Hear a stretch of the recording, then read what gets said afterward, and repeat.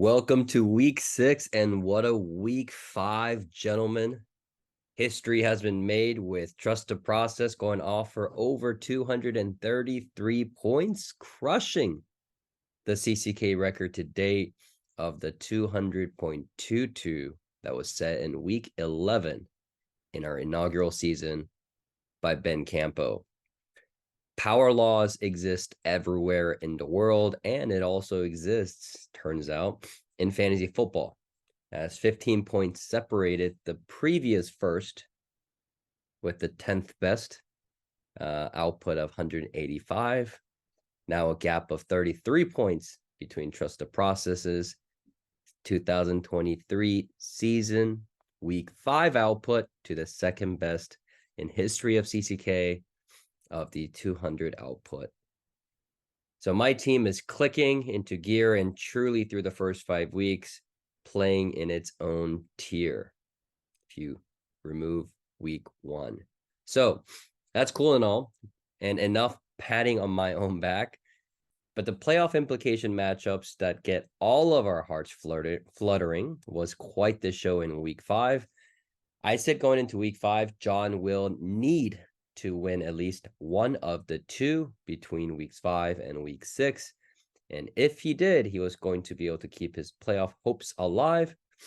But not only does he take the victory over the harder matchup of week 5, week 6, going up against Moncton Meerkats, but with Brad losing to Kevin and Travis losing to me, I've got John's playoff probability jumping from 50% last week to over 70% now. On a side note, I believe the 6th seed will also now be at 6 and 8. There's a couple teams that I think has a chance to do that.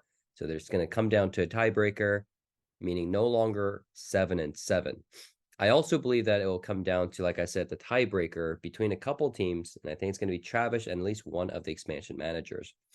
So let's pull it off. We are in week 6. What a week. So let's go to last week's Nostradamus. While it's not as insane as week 4 in terms of the 2 unanimous upsets that we did have a good one between Full Jerry and Moncton Meerkats. Matchup number 1, the bye week for the league. Everyone gets this one right. Brady Stir Dynasty playing well, and you'll see it reflected in the power rankings for this week. 2 shots, no cup. Appreciate all the action that you're putting in just to make sure that you have, 2 quality starting quarterbacks. And this week, as a preview for everyone, this might be the first time you have 3 starting quarterbacks in all your roster. So you've got plenty of choices that you can make heading into week 6. Matchup number 2 against Full Jerry Moncton Meerkats. This was the upset of the week. 3 out of the 9 selecting, 3 out of the 10 selecting Full Jerry. It was a great win to get, and like I said, massive playoff implications on this one. Both Full Jerry as well as Moncton Meerkats facing tough matchups again in terms of this matchup, and we'll talk about that in a little bit. So John moves up to 2 and 3, breathable 2 and 3. Moncton Meerkats comfortably at 3 and 2. Matchup number 3 between Bills Mafia and Mr. Ambassador. The 2 best friends matchup here, but a unanimous selection for Bills Mafia gets this one right, including Sergey himself. Although this one did come down to the wire, and there were chances that Mr. Ambassador was going to be able to sneak this out. I'm going to talk a lot about Bills Mafia team in the power ranking session, so I'll save that for later. But Bills Mafia moves up to 4 and 1. Mr. Ambassador stays at 1 and 4. Moving over to matchup number 4, you got Trust the Process setting the record. Huge Dicka scoring another pretty relatively low week. Trust the Process remains perfect at 5 and 0, and Huge Dicka stays at 1 wins and now 4 losses after facing 3 straight losses. So Bills Mafia and Huge Dicka selecting for Huge Dicka. Everyone else, congrats on picking the winner on this one. Moving over to matchup number 5. This was the commissioner's pick of the week between Wooksy Fingerhold and Kevin. I thought if Brad is the one that pulls it off, his probability to get in the playoffs gets massively high, and it really would have with how the rest of the matchups worked out. But Kevin pulls off the victory here. Not sure why it's not showing. There it is. Kevin pulls off the victory here. This was an even. I believe this was the first time that we had a 5 and 5 on the picks. So half the league gets this one right. Here's the updated totals. We've got Kyle and me in the lead at 21 correct picks to date. Ryan just a game behind at 20. Couple other teams in Eve and John at 19, and we got rest of the field. So last week was probably the least correct in terms of the league, selecting things correctly. So this week sort of is similar. We'll see how the rest of the weeks go. But we've got ourselves still going into the ranking of the power rankings, still in the early part of the season. So it's still going to be based on the playoff likelihood.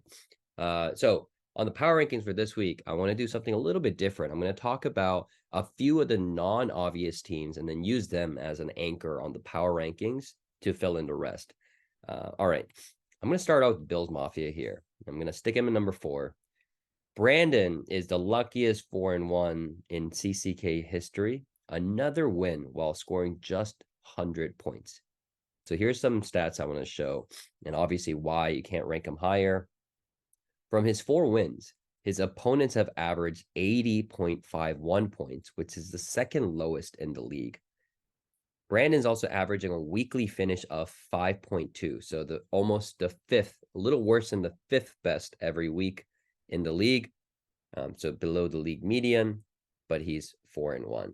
Now that said, he should get considerably stronger once Austin Eckler comes back, which could be as early as this week. But due to all the season-ending injuries Brandon has sustained, I do think it's been a huge knockdown, a tier, maybe 2 tiers below what his team was projected to be like coming into the season. And I don't think he's got enough firepower to be a contender with the current roster, even if Eckler comes back.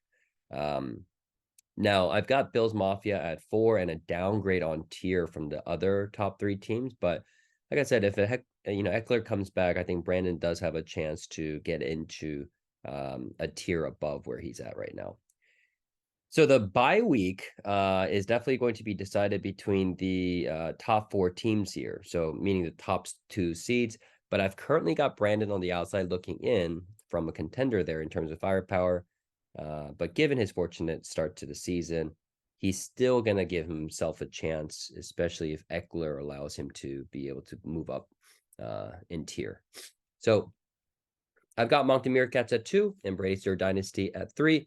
For Ryan, I think it's good to see Jamar Chase back. I still think the big gaping hole for Brady's Third Dynasty is at QB. And as the season progresses, we sort of saw with Thursday Night Football game, we should see more of that visible gap as to how the quarterback room is actually holding Brady's Third Dynasty's roster back. So can't move him any higher than that. Moncton Meerkats sits at 2 for me, even though there's a difference in record for these two, where Moncton Meerkats is a game behind Brady.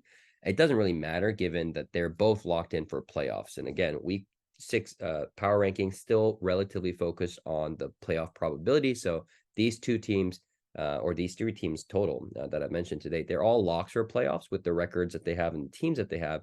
So you can imagine that at least for the top 4 teams, it's how I reflect it as the pure firepower in terms of their contention ability, given that they're playoff locks. The remaining 6 are going to be off of heavily skewed towards the likelihood that they make the playoffs. But I've got Moncton Meerkats right here at number 2 for the second straight week. It's reflective of his points for to date. Moncton Meerkats' Achilles heel, though, is also inconsistent QB play. A little bit different of an issue than Brazier Dynasty. Kyle definitely has top tier quarterbacks, highly capable quarterbacks, but it's the consistency that's lacking. So take a look at this. In both of Kyle's losses, the 2 losses that he's had this season, Lamar and Dak has scored less than 15 points combined. In all of his 3 wins to date, his quarterbacks haven't scored less than 41 points combined. So it's a massive gap of about 16 points between the ceiling of his losses and the floors of his wins. So that's the consistency play. And he's also going to be without the rookie stud, Devon Achan, as he's rumored to be headed to the IR. I believe as of today, he is on the IR officially. So he's not rumored to be. The rumor is that he's not going to be missing the entirety of the season, but it certainly feels like it's more than just 4 weeks he's going to be missing. But still, Kyle's definitely the number 2 for me. All right, I'm saying at number 1. I wish I wasn't needing to talk about my team in my own video, but through 5 weeks, I'm definitely in my own tier, leading the league in points for by 130 points to the second place. Justin Jefferson heading to IR will definitely be a downgrade to production for me to date, but it's also lining up in terms of timing wise with Breece Hall and Jonathan Taylor ramping up in their production. So it should offset quite a bit, and certainly come playoffs or fantasy, all of my rosters should be healthy. So there should be another tier up post mid-season once everyone's back. This week, I have a bye week against Eve, but week 7 and 8, I face the toughest stretch in a matchup in CCK, going up against Brady Stir Dynasty in week 7. And interestingly, should I pull off the victory that week against Ryan, in week 8, I face Kyle in a battle to go 8-0 against the last season's 8-0 record-setting team. By the way, on that 8-0 record, there was a lot of fake news about whether it was 8-0, 9-0, 10-0, but I checked and it's 8-0. That's the record that Kyle holds in CCK's best start in history, which was done last year by him. So I could not be more happy about how my team is performing after such a down like week 1, where I felt like every single person on the team struggled and was really concerned about the season ahead.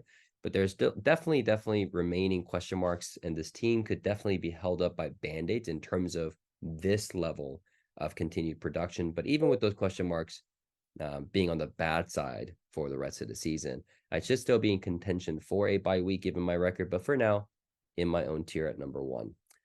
So filling in the other power ranking slots, I talked about how lucky Bills Mafia has been to date, but he's got the absolute opposite end of the spectrum in luck in terms of how full Jerry and Bills Mafia rank. So for how lucky Bills Mafia has been, this is how unlucky full Jerry's been. And he also represents the first movement on the power rankings this week. Full Jerry's averaging the 4th best finish on an average week basis at 4.0, yet he's now 2-3, 2 games behind Bills Mafia. If you look at the difference between how much scheduling affects potential results, Bills Mafia would be 1-4 had he had full Jerry's schedule to start the season. Anyways, like I said last week, huge win by full Jerry here in week 5. It might not look pretty, but full Jerry very much, that win pushed him into a massive favorite to make the playoffs by beating Kyle this week. He sits at number 5 for me, but if it was purely based on the roster strength of where it stands today, I'd rank John as high as tied 3rd with Moncton Meerkats ahead of Bills Mafia. Next, Kevin's at 6 for me, and we're all celebrating his winning record of 3-2, but he's been even luckier than Bills Mafia in terms of points, I guess. Kevin is truly in his own tier in terms of ease of schedule to date. It's a full 30 points a week lighter in average opponent score than our league's worst luck manager, which is Travis, through 5 weeks. And with Anthony Richardson out for at least another month, potentially more, I think this is Kevin's peak for the season. That said, I still have him moving up 2 spots solely because of the playoff likelihood of getting in, sitting at 3-2, with the rest of the teams pretty far behind. I think Kevin will be missing out on playoffs due to tiebreaker on points 4. If Kevin wins, though, this week, which is possible going up against Sergey, and Travis loses this week, Kevin's playoff odds will now jump to 70% and Travis below 10%.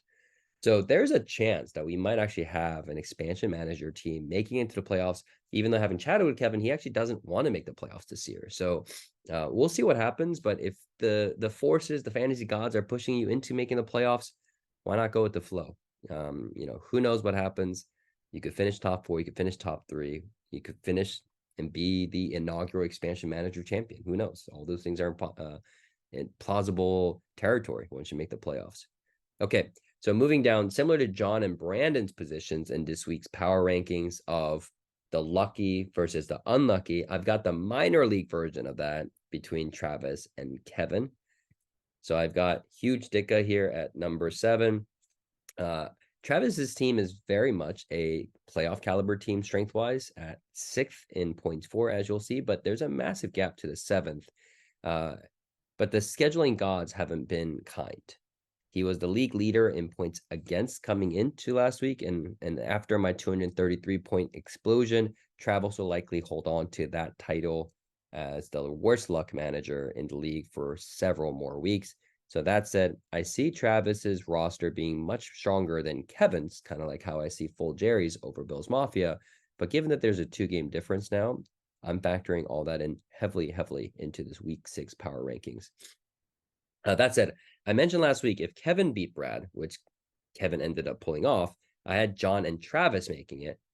But that's how I still see today, and I feel even stronger about that given the long-term injury to Anthony Richardson. So Travis, stay in there.